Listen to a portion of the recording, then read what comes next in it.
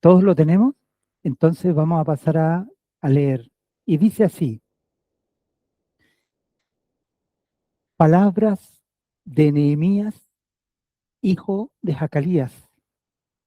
Aconteció en el mes de Kislev del año 20, que estando yo en Susa, la ciudadela, llegó Hanani, uno de mis hermanos, con algunos hombres desde Judá, y les pregunté acerca de los judíos evadidos, sobrevivientes del cautiverio, y acerca de Jerusalén.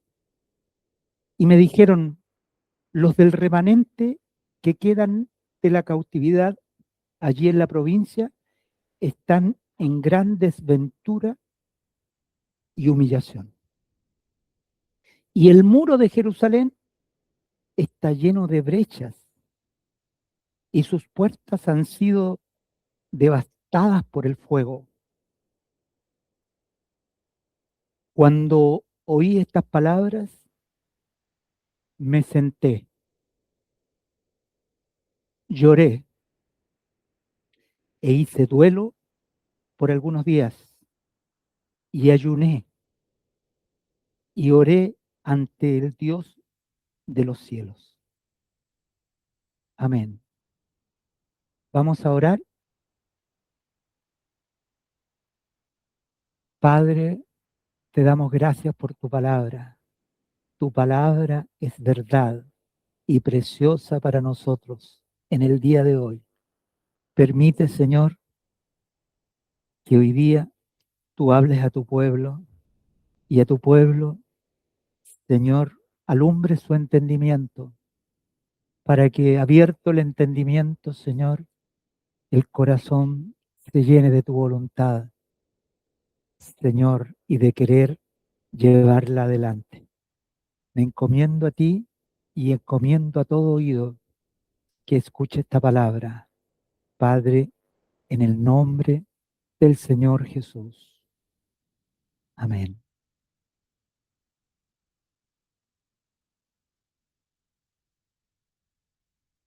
La primera frase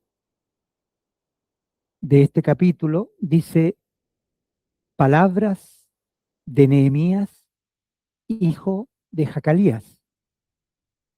Es como una, es como una simple declaración, ¿no? ¿De quién son estas palabras? De Nehemías, hijo de Jacalías.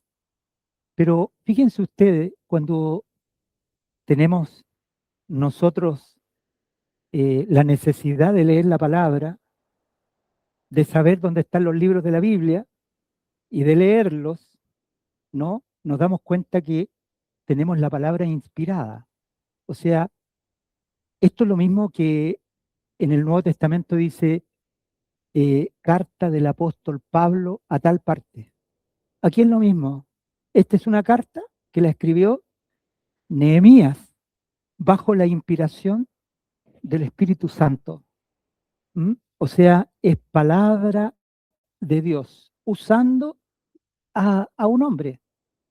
Nehemías no es un sacerdote, no viene de la clase sacerdotal, ni tampoco viene de la clase de los reyes de Israel. Es un judío, como cualquier otro. Y a él eh, cuenta su testimonio, lo que a él le ha pasado, siendo él, eh, estando él en la ciudad de Susa. Susa era la capital del imperio persa, donde estaban los reyes persas. Y fíjense que dice año 20. Este año 20 representa que el rey que está de turno, que está gobernando, tiene 20 años en el poder. Y es el mismo rey que en el libro de Esdras, ¿no? Está diciendo también expone, digamos, el tiempo contando los años del gobierno de este rey. El rey era Artajerjes, ¿no? Y vino Esdras y 13 años después vino Nehemías. O sea, Esdras aproximadamente en el año séptimo de Artajerjes y eh, aquí estamos en el año 20. ¿De qué? Del gobierno de Artajerjes. Un poco comentando sobre Artajerjes, les recuerdo que Artajerjes es el nieto del rey Darío. Darío, Jerjes y Artajerjes. Y lo sitúo en la época. Eh, el cautiverio terminó en el año 530, siendo el rey persa eh, Ciro. ¿Se acuerdan? Y sucedieron varios reyes de Persia, ya que Ciro murió en una batalla, y durante el gobierno de Darío, los israelitas vuelven a construir el templo. ¿Mm? La misión, la misión de los judíos que salieron de Babilonia no era habitar Israel, sino que la misión era construir el templo. Y después de muchas idas y venidas, de mucha oposición, más que durante 16 años el templo estuvo detenido a causa de los enemigos que se oponían a la construcción del templo, eh, Dios levantó a dos profetas, al profeta Ageo y al profeta Zacarías, que animó al pueblo hasta que terminaron, eh, hasta que terminaron el templo. El templo estaba construido. Cuando el templo estaba construido, hermanos, el Señor levantó a Esdras. Y Esdras tuvo la cercanía con el rey Artajerjes y el rey Artajerjes lo mandó con otra misión. Lo llenó de materiales, de oro, de plata, para que volviera a Jerusalén con un objetivo. Y el objetivo era traer esos tesoros para suplementar o completar lo que el templo necesitaba en cuanto a eh, a los artefactos de oro, de plata, de bronce, que según la revelación que Dios le dio a Moisés,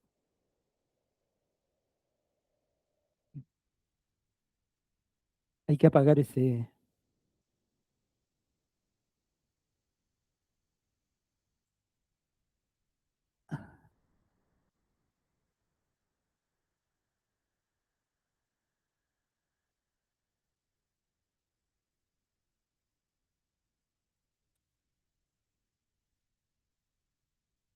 Ahí paró.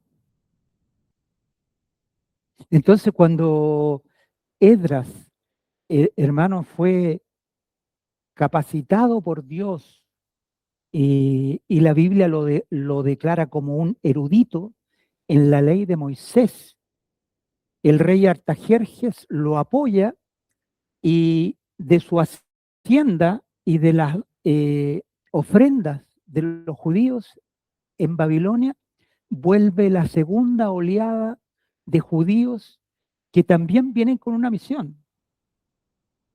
Hasta este momento la misión no era habitar la tierra de la cual habían sido desposeídos los judíos, sino que la misión primera era construir el templo. La misión segunda era que este hombre, que era erudito en la ley de Dios, pudiera enseñar la ley al pueblo de tal manera, de tal manera que el pueblo estuviera a la altura del Dios a quien estaban adorando. Y la única manera de que el pueblo esté a la altura de, de quien está adorando es que el pueblo de Dios pueda escuchar la palabra de Dios. La palabra de Dios creída nos lleva a la altura, ¿no?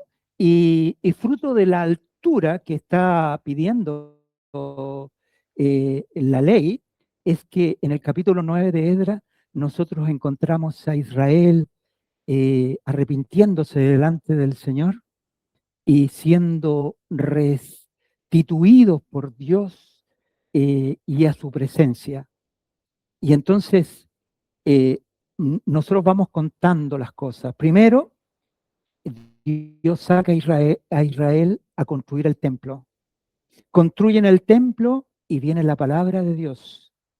Y luego que viene la palabra de Dios, viene Nehemías, el libro de Nehemías. Fíjense que cuando los judíos estaban en Babilonia, ellos estaban pensando y estaban sufriendo porque estaban en un lugar donde Dios no habita. Eh, durante 70 años el templo estuvo destruido. Eh, no quedó piedra sobre piedra, fue quemado. Y, y si alguno visitaba en ese tiempo Jerusalén, se iba a encontrar con las piedras a la vera del camino chamuscadas.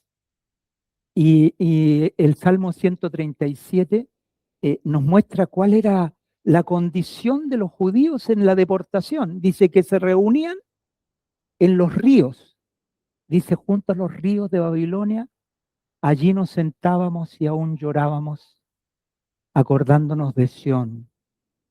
Sobre los sauces en medio de ella colgamos nuestras arpas. Los que nos cautivaron nos pedían cánticos de Sión, nos pedían alegría.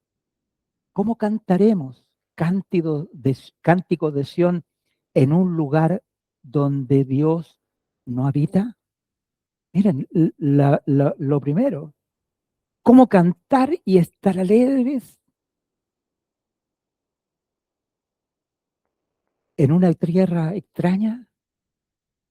Entonces, fíjense, lo primero que hace Dios es enviar a la reconstrucción del templo. ¿Qué significa el templo? Significa la presencia de Dios. El único lugar en la tierra donde Dios habitaba era en el templo en Jerusalén. Entonces, cuando ustedes ven la reconstrucción del templo, ustedes ven que se restauró el culto, que se restauró el culto al Dios creador. Era el lugar donde Dios habitaba. Y entonces viene la segunda oleada. La segunda oleada también en este caso por el rey Artajerjes, habían pasado 63 años desde que habían venido la primera oleada de judíos a reconstruir el templo. Después de 63 años viene Esdras. ¿Y a qué viene? A mostrar que la presencia del Dios vivo requiere santidad. ¿Qué les parece? La presencia del Dios vivo requiere santidad y la santidad y la altura la da la palabra. Entonces Dios envía a Esdras y Esdras empieza a compartir la palabra. Y la palabra, hermanos, y la palabra es la que produce el arrepentimiento. Algunos piensan que el arrepentimiento es un sentimiento.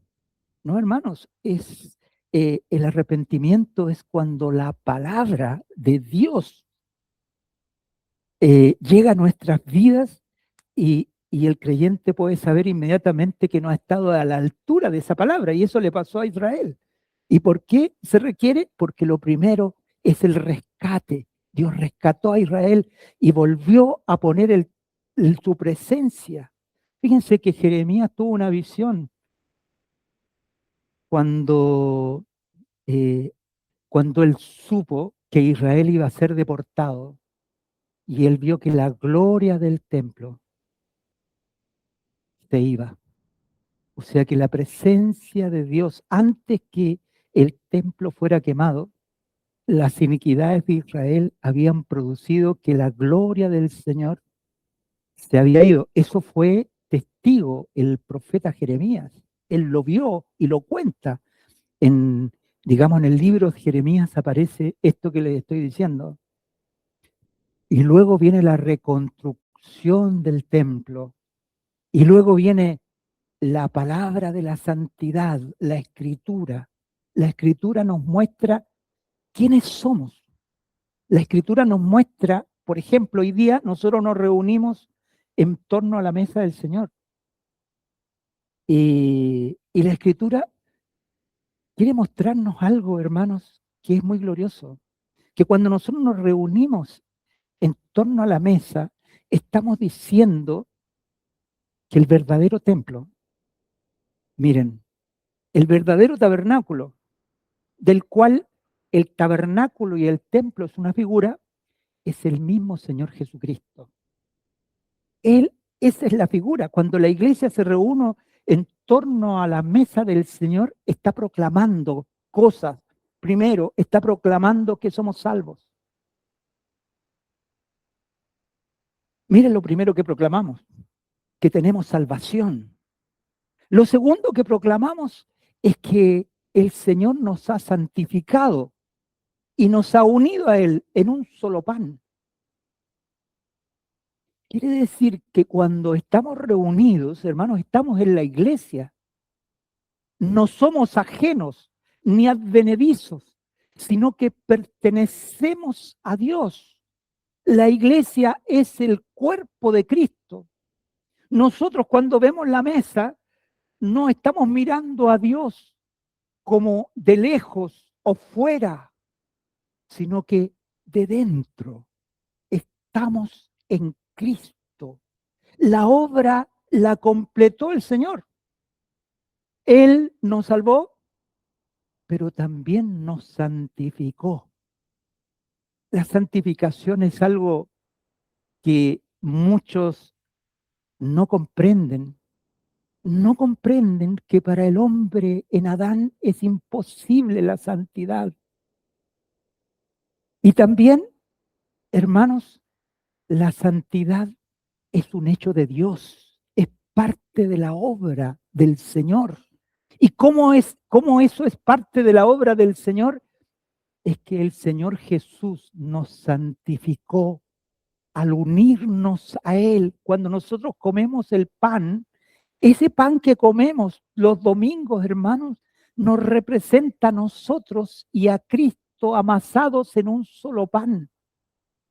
Miren, a nosotros y Cristo en un solo pan. Y pertenecemos a ese pan. Nosotros tenemos diversas cosas que nos pasan en la semana. No sé cómo tú llegaste en esta mañana, pero a veces uno viene cargado con los problemas o con una conciencia cargada o con situaciones difíciles que nos ha tocado enfrentar. Pero saben, el creyente está unido a Cristo en un solo pan. Y eso no es mérito de alguno de los que está aquí, sino que el que nos ha santificado es Cristo. Y en tercer lugar, hermanos queridos, el Hijo de Dios ha sido levantado como el Señor de señores y Rey de reyes. Lo tercero de la mesa del Señor, hermano, es que la iglesia reconoce que tiene un Señor, ¿m? Que Jesucristo es el Señor. Ahora, este Señor, nuestro Señor, tuvo un objetivo cuando estuvo en la tierra. Y el objetivo que tuvo en la tierra fue hacer la voluntad del Padre. Y fruto de la voluntad del Padre es que tú estás aquí hoy día. Nosotros somos fruto de su amor. Hermanos, nosotros somos fruto de la obra del Señor Jesucristo, de su obediencia perfecta. Pero hoy día el Señor Jesús ha sido levantado sobre todo nombre, ha sido puesto en alto y nos declara la Escritura quién es Él. Él es soberano de los reyes de la tierra. El Señor Jesús es el Señor. Entonces, miren hermanos, nosotros tenemos un Señor Se llama Jesús. Jesús es nuestro dueño. Jesús es nuestro amo. Cuando nosotros nos vemos en la iglesia, nos vemos bajo el señorío de Cristo. Y fíjense cómo es la labor del rey. Miren cuál era cuando Dios levantó el reino en Israel. El objetivo de Dios de levantar reyes en Israel era que los reyes condujeran al pueblo a Dios. La autoridad de los reyes tenía un objetivo, hermanos, y el objetivo era que Israel caminara conforme a la voluntad de Dios. Entonces, cuando nosotros estamos bajo el señorío de Cristo, entonces el Señor Jesús nos conduce a hacer la voluntad del Padre. ¿Se fija? O sea, cuando yo estoy bajo el señorío, el Señor Jesús me enseña a caminar con Él haciendo la voluntad del Padre, a ser discípulos. Miren lo que somos, discípulos. ¿Qué aprende el discípulo? Aprende de su maestro. Y nuestro maestro, ¿qué es lo que hacía? La voluntad del Padre, la voluntad de Dios. Entonces, miren, yo lo quiero mostrar a través de la historia. Esto que estamos compartiendo se va repitiendo. Cuando ustedes ven la salida de Israel de Babilonia, ustedes ven cómo Dios los salva, los saca para inaugurar o para restaurar el culto. Lo primero que Dios restaura, hermanos, cuando el Señor empieza a llamar a su pueblo, es restaurar el culto a Dios, es poner a Dios en su lugar, es poner a Cristo en su lugar. Y a nosotros nos pone como adoradores. Dios nos ha dado un sacrificio mediante el cual nos podemos acercar a Dios confiadamente. Ese sacrificio, hermanos, no es humano. Nosotros no lo podíamos hacer porque todo lo que nosotros tenemos no alcanzaba para tener comunión con Dios. Y Dios nos dio un sacrificio perfecto a Jesús, derramando su sangre en el Calvario y muriendo. Ese es el sacrificio. Y nos abrió las puertas, hermanos. Y nos abrió las puertas para seguirlo. Y Jesús dijo, si alguno quiere ser mi discípulo. Miren, cuando el Señor nos invita, hermano, a ser sus discípulos, nos está invitando al lugar santo. Al lugar santo no se va por obligación.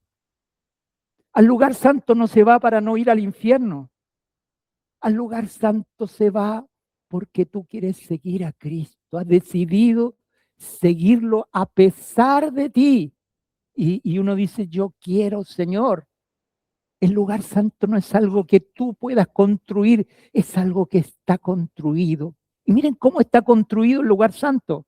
El lugar santo está construido en primer lugar por una mesa. Y esa mesa representa la cruz del Señor. Hay una cruz. La vida del alma, la vida del yo, lo primero es lo que dice Pablo, con Cristo estoy yo juntamente crucificado.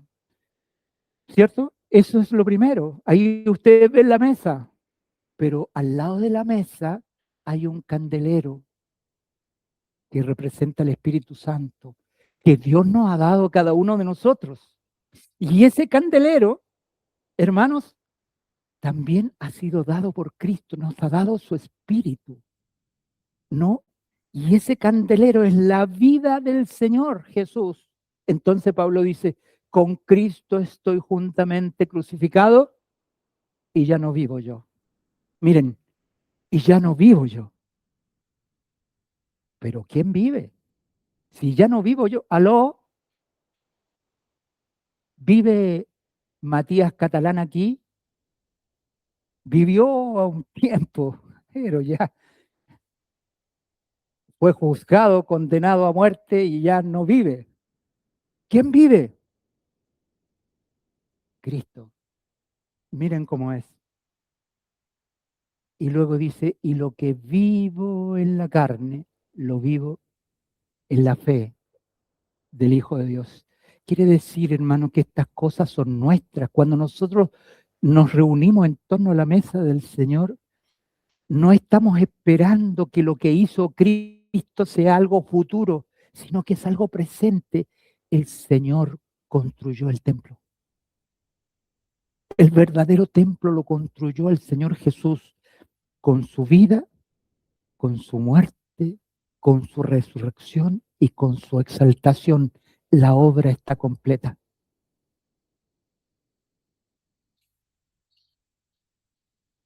Hermanos, la obra está completa. La mesa del Señor es que nosotros contemplemos que el templo está construido. Y si nosotros vamos a la historia, entonces nosotros vemos a Esdras llegando a Jerusalén con el templo construido. Cuando el Señor Jesús hizo su obra y nos dejó su sacrificio a nosotros, entonces vino el Evangelio. No de la boca del Señor Jesús, ni de su pluma, porque Jesús no escribió nada, sino de la boca y de la pluma de aquellos que habían escuchado al Señor, de aquellos que habían sido testigos de lo que trajo el Señor. El Señor Jesús trajo el Evangelio. Y entonces cuando nosotros queremos saber el Evangelio, nosotros tenemos que ir a las cartas de Pablo, tenemos que ir a las cartas de Pedro, a las cartas de Juan, tenemos que ir a los Evangelios, al libro de los Hechos, nosotros tenemos que ir al libro de Hebreos. Señor, hermanos, ¿cuál es la importancia cuando nosotros nos enfrentamos a eso? Esto fue lo que enseñó Jesús y que aquellos cercanos a él lo escucharon y luego fueron testigos y lo proclamaron. El libro de Hebreos dice algo muy precioso en el capítulo 2. Él dice que la escritura la hicieron aquellos que escucharon a Jesús, pero luego dice, y Dios da testimonio juntamente con ellos, con prodigios, milagros, repartimientos del Espíritu.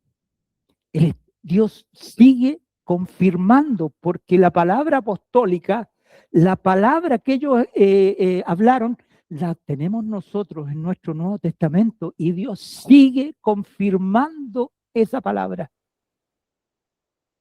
Y entonces, hermanos, miren lo que se va repitiendo en la Biblia. En la Biblia se van repitiendo estas tres cosas, estos tres patrones. Primero, liberación. Segundo, santificación. Y tercero, glorificación. En este caso, Esdras representa la santidad de la palabra. El Señor eleva a su pueblo porque no quiere que solamente tenga una santidad, eh, eh, ¿cómo decir?, posicional, sino que quiere que tengamos una santidad práctica. A veces nosotros queremos caminar en una santidad práctica sin tener la santidad posicional. Me explico. La santidad posicional es por la fe. Si tú no crees que Él habita en tu vida, si tú no crees que eres santo, difícilmente tú podrás vivir una vida de santidad. Entonces el creyente camina por la fe. A veces algunos queremos caminar por los hechos. O sea, no, vivir una vida santa, entonces yo me tiro a correr y ¿sabes lo que me va a pasar? Me voy a ir de boca al suelo, porque el creyente camina por la fe.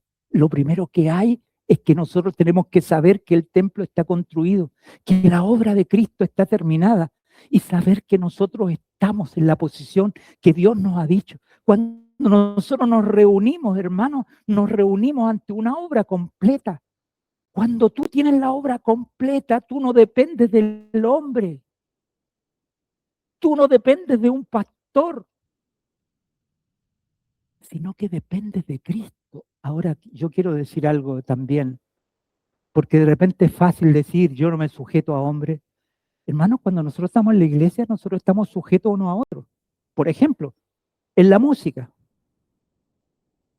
Cuando una persona dice, yo no me sujeto a nadie y está tocando un instrumento, eso no puede ser porque aquí hay una autoridad.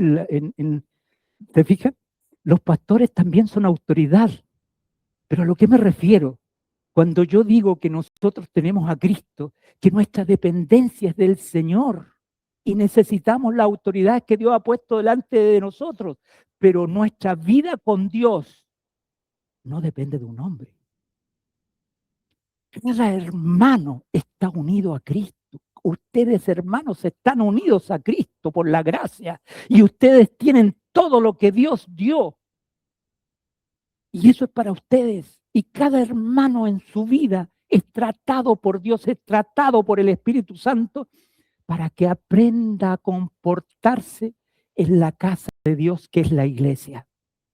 Las escrituras tienen como objetivo que nosotros aprendamos a andar con temor. Si nosotros no caminamos por la fe, no vemos que el Señor, o sea, miren, el templo o el tabernáculo es la casa de Dios. Yo no puedo decir hoy día en la reunión, Señor, te quiero invitar a nuestra reunión. ¿Saben por qué? Porque sería una incredulidad. Es como yo fuera a la casa de mi hermana Tamara y le invitara a ella a su casa. Y ella diría, Alzheimer a la temprana edad. ¿No? No, Alzheimer al tiro. ¿Me entienden, hermanos? O sea, yo no puedo invitar al Señor porque esta es su casa. Entonces, cuando yo no veo esta realidad, yo me comporto, aquí te las traigo, Pedro, sin temor, sin ni un temor. Veo a los hermanos, no veo al Señor que está en medio nuestro. Nosotros estamos en la iglesia y entonces esto es por fe. Y cuando yo estoy en la iglesia, pasa algo maravilloso, yo valoro a mi Señor y en mi corazón hay una adoración para Él porque le creo, pero también valoro a mis hermanos. Porque cuando uno ve a los hermanos sin la fe, hermanos, cuando uno los ve humanamente, entonces nosotros lo valoramos a los hermanos, eh, sobre todo por sus imperfecciones. ¿Me entiendes? Porque esas resaltan, siempre lo negativo resalta más que lo positivo. ¿Mm? Entonces, cuando nuestra relación es carnal, entonces yo soy amigo de mis amigos. Y de repente hay hermanos que son amistosos. Yo conozco a uno que es muy amistoso, es amigo, pero pobre que te vea medio mal parado porque ya pasa a ser de tu enemigo. Es, hermanos, la amistad en la carne. Es la iglesia no se reúne porque todos somos perfectos, sino que nosotros hemos venido a la perfección. Y entonces, cuando nosotros vemos al Señor Jesús acá, el Señor nos dice, estos mandos, hermana, que os améis unos a otros. ¿Pero cómo? Siendo mira cómo es el hermano. Y a veces nos viene la prueba. Y de repente alguno dice, no, yo no estoy yendo porque... Y empieza a relatar las imperfecciones que ha visto en medio nuestro. ¿Qué les parece? Pero cuando nosotros vemos la iglesia, hermanos, miren lo que vemos. Hace muchos años atrás nosotros cantábamos un cántico que no se los puedo recitar si no estoy obligado a cantarlo porque no podría recitarlo. Y dice así, mi hermano, yo preciso de ti. Mi hermano, yo preciso de ti, de la gracia que Cristo ha puesto en ti. Mi hermano, yo preciso de ti. Mi hermano, valioso eres tú. Mi hermano, valioso eres tú, pues la sangre de Cristo ha hablado por ti, mi hermano, valioso eres tú. Hermano, qué valiosos son ustedes. Hermanos, cuando uno está en la iglesia, uno puede valorar a los hermanos no por, por sí mismos, sino porque son de Cristo, porque han sido comprados con la sangre y que yo necesito de mis hermanos. ¿Se fijan lo que es estar en el cuerpo de Cristo? El cuerpo de Cristo no es como el club de fútbol, donde están los que toman cerveza, los que toman vino, los otros que ahí no hay los que no toman, pero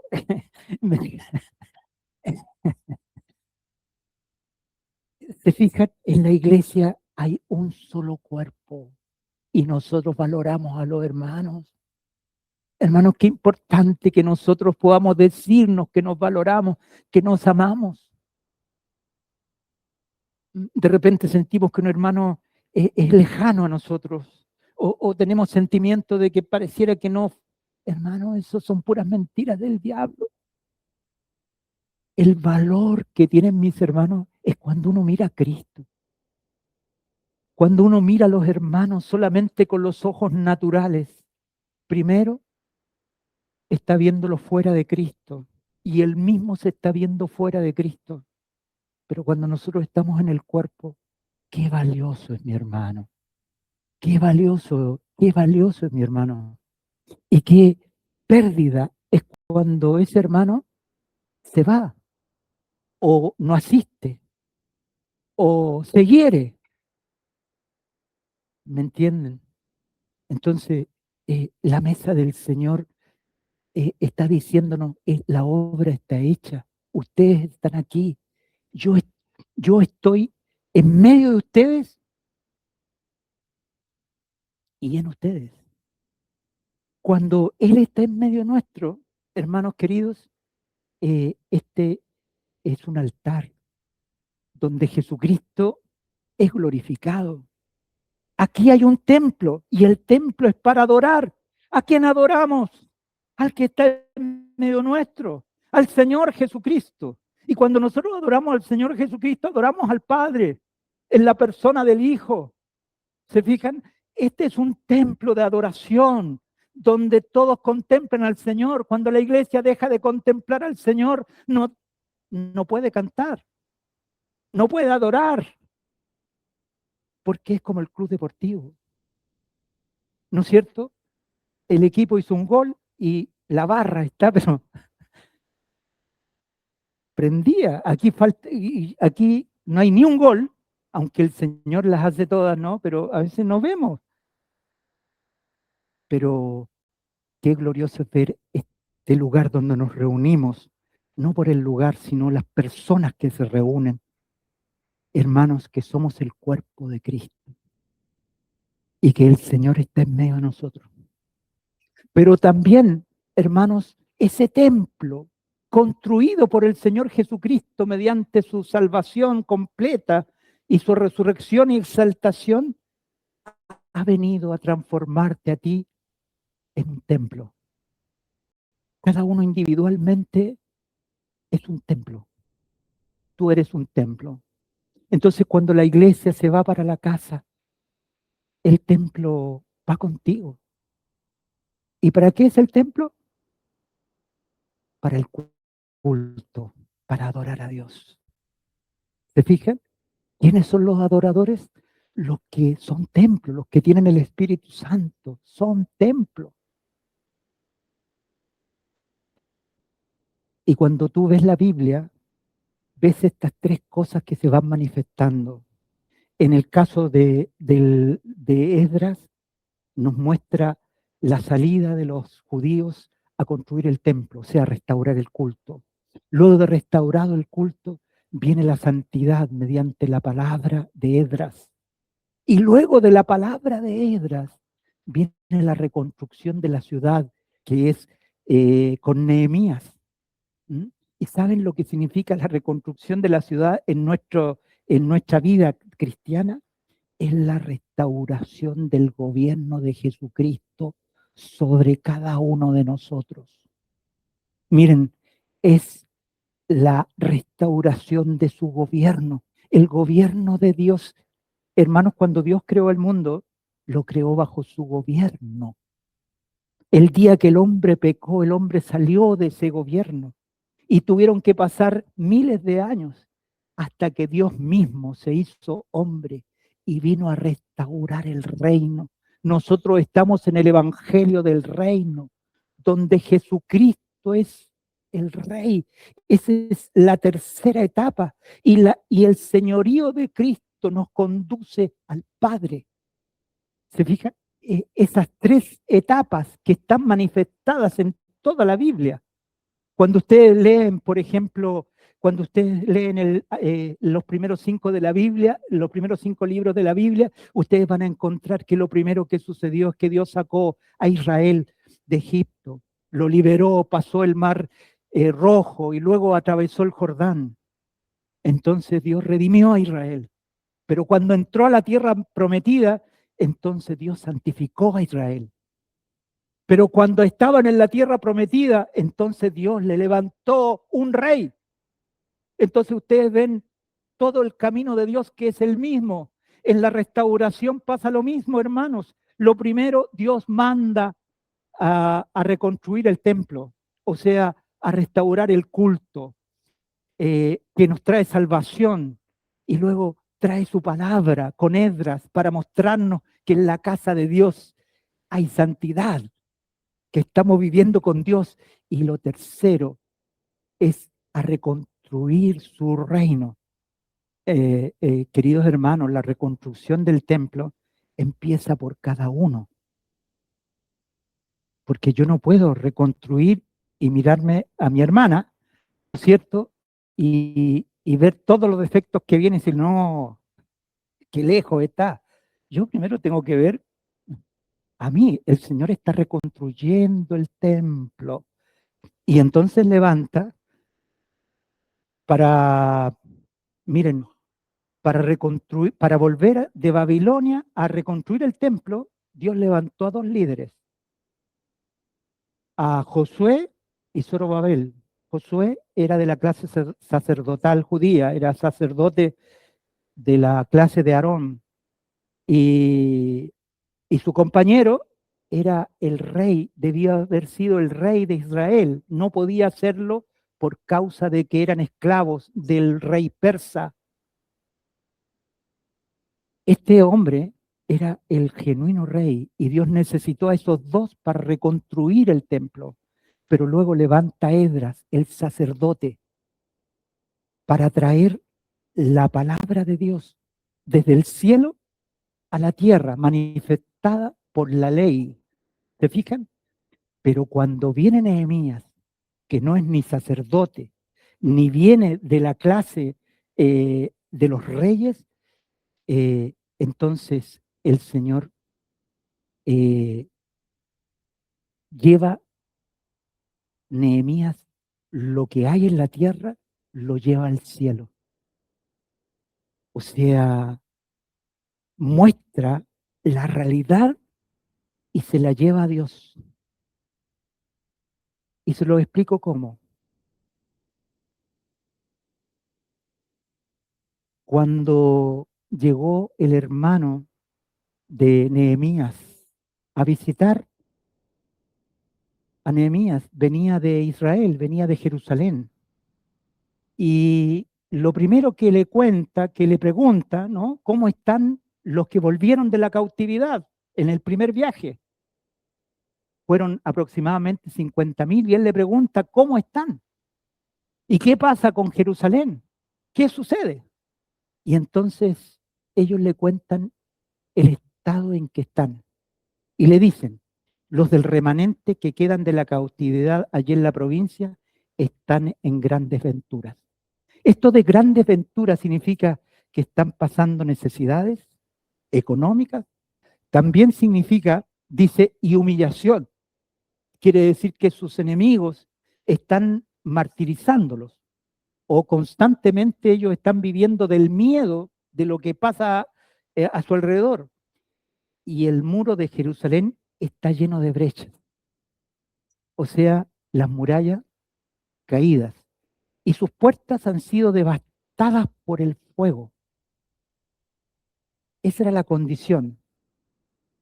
Entonces, hermanos queridos, miren, cuando yo leo el siguiente relato, el siguiente versículo, eh, como que a alguno le podría pasar de pensar, ¿no le habrá puesto mucho Nehemías? Porque mira lo que hace, cuando le cuentan eso, Nehemías dice, cuando oí estas palabras, me senté. Lo primero que le pasó a Nehemías, o sea, la palabra lo golpeó, lo que le contaron lo golpeó y dice, me senté, lloré e hice duelo por algunos días. Y miren cómo era el duelo. Y ayuné. ¿Cómo es el duelo en la palabra de Dios? El ayuno es un duelo. E hice duelo por algunos días y ayuné y oré ante el Dios de los cielos.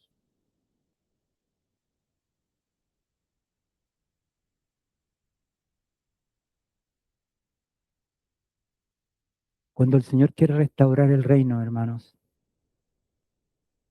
el Señor nos muestra la condición de la iglesia. No nos muestra la fragilidad de los hermanos, sino que nos muestra cómo los ojos se desvían del Señor, cómo hay personas que no conocen al Señor, cómo hay otras que debiendo estar acá no están.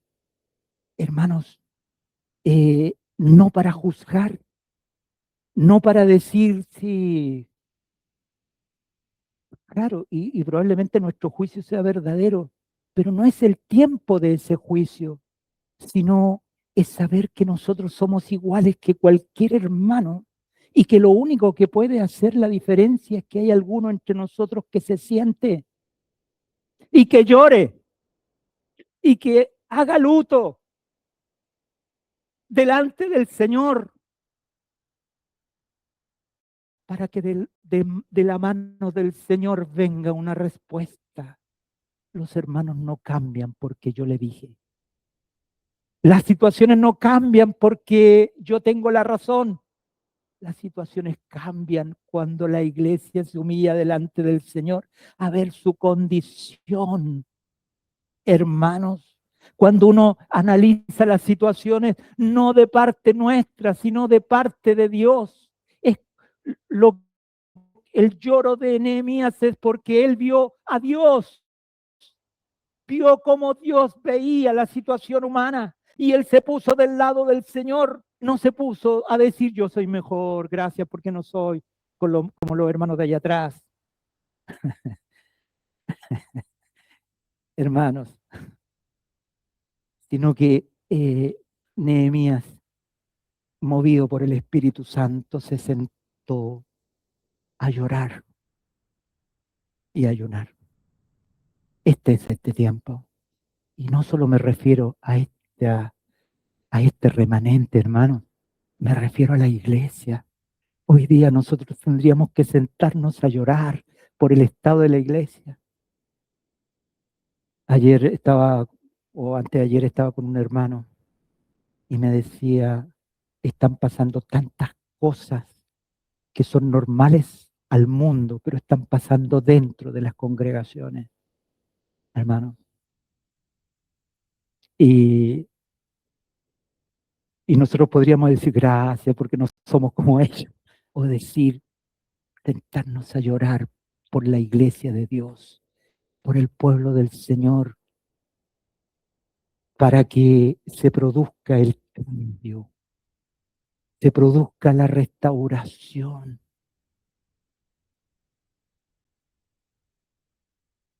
Hermanos, cuando Nehemías vio esto y lloró y ayunó por varios días, el ayuno es un luto. ¿Saben lo que significa ese luto? El luto está cuando hay una muerte. El luto en el pueblo de Dios es cuando el pueblo de Dios ve la muerte, ve las cosas que están muertas. Como dice el Apocalipsis, hay cosas que están por morir. Y entonces aquel que se sienta, que llora delante del Señor, entonces no quiere comer, solo quiere que Dios se manifieste y transforme las cosas. Pasaron algunos días y este hombre, Nehemías, hermanos, tenía un puesto importante en la corte del rey Artajerjes. Era el copero del rey. El copero del rey era una persona importante en el reino porque tenía que probar el vino que tomaba el rey. O sea, era una pieza importante. El rey no tomaba nada si primero el copero no lo probaba. Entonces, imagínense que Alejandro sea el copero, entonces el rey venía, le pasaba la copa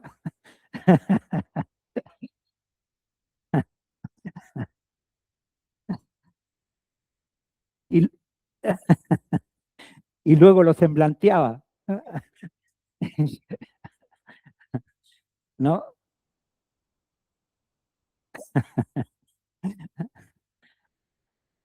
Y si quedaba vivo Alejandro, entonces ya el rey de ahí tomaba, ¿no? Y ese día, hermano, entró Nehemías a la presencia del rey y había ayunado por varios días y estaba triste. O sea, la tristeza no se le había orado y se le notaba en la cara. Y ante los reyes persas era peligroso estar triste.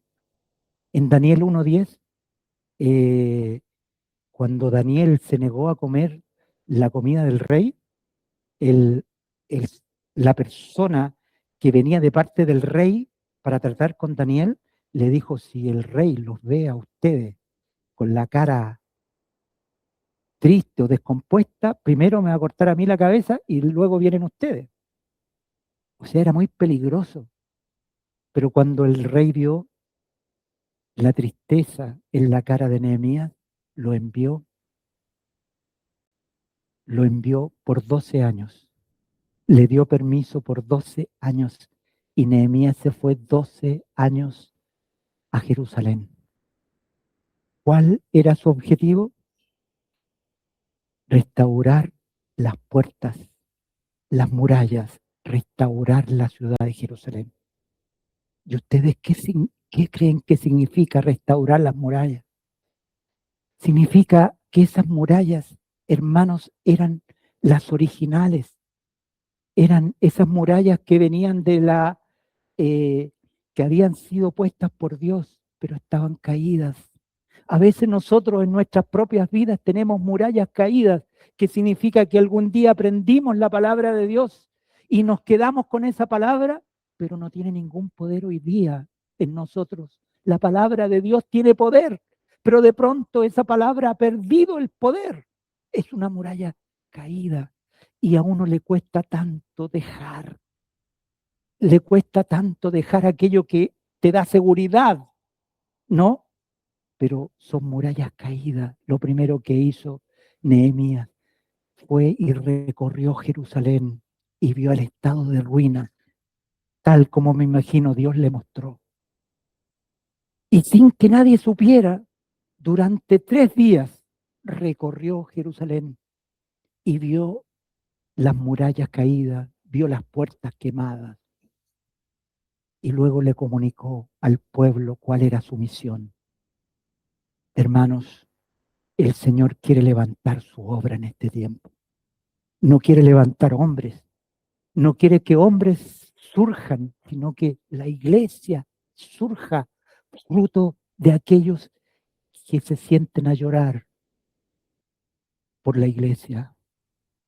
que no se sienten a juzgar, que no se sienten a decir que somos mejores que este o que el otro, o somos peores, sino que se sienten y lloren al ver las flaquezas, al ver las debilidades, al ver la falta de entendimiento, al ver la falta de dedicación, la falta de centrismo en Cristo. No allá, sino acá primero. Es un tiempo en que la iglesia en su oración tiene que llorar y tiene que ayunar para mostrar lo que hay aquí en el cielo. Y Dios mismo utilizó a Nehemías, le mostró la situación y lo envió a restaurar. ¿Y saben lo que sucedió? La Biblia dice que cada uno construyó frente a su casa. Las murallas estaban destruidas y aquí adelante construyó el que era dueño de esa casa, el otro, hasta que toda Jerusalén quedó con sus muros y con sus puertas establecidas. Hay un mover de Dios que hace falta, que está faltante, y es el movimiento del Señor antes que Él venga. Antes que Él venga, tiene que haber una manifestación gloriosa de la iglesia, hermanos, y el Señor nos ha considerado, así como ha considerado como Nehemías, que no era ni sacerdote, que no era ni parte, ni era de la estirpe de los reyes, era un simple judío. Nosotros somos simples hermanos y Dios nos invita a llorar delante de Él para que el Señor restaure. Por último, quiero contarles una experiencia de vida. Me sucedió hace muchos años atrás, estando en la ciudad de Cabildo. eh, el Señor me motivó precisamente por esto mismo, al ver a mis hermanos en ese tiempo. Lo que les estoy contando tiene 50 años de antigüedad. Al ver a mis hermanos inconsecuentes, al ver a mí mismo inconsecuente, al ver la obra del Señor, el Señor me motivó a orar y empecé a orar de tal manera que no podía dejar de orar y de repente estaba 8 o 9 años, 9 horas, hincado en la presencia de Dios rogando que Él se revelara. Fruto de esa primera humillación, el Señor me habló respecto a la escritura, pero un día el Señor me reveló al Señor Jesús en esos años. Todo lo que yo sé hoy de Cristo, de su obra, el Señor me lo reveló en ese tiempo que estuve humillado delante de Él, orando y ayunando. Y yo veo que este tiempo hay que repetirlo. Nosotros tenemos que repetirlo. He llamado a los siervos del Señor a volvernos al Señor, a volvernos de donde quiera que nos estemos entretenidos, porque a veces los trabajos entretienen. No crean que estoy mirando al hermano Alejandro. O otras cosas entretienen. Pero el llamado a la obra de Dios urgente es mirarnos a nosotros, es mirarnos a nosotros, porque la obra está completa y nosotros estamos completos en Cristo, cada hermano. El momento que nuestro corazón se vuelve al Señor, el Señor se vuelve a nosotros, porque ya se ha vuelto a nosotros. Es la obra que Cristo hizo en la cruz. La obra está completa. Pero hoy día tiene que aparecer lo de la tierra para el cielo. Dios levante Nehemías para mostrarle a Dios lo que está sucediendo, no solamente en medio nuestro, sino en medio del pueblo de Dios, en general, de los hijos de Dios que se reúnen en torno al Señor Jesucristo. Y Dios levanta una poderosa obra. Gloria al Señor. Amén.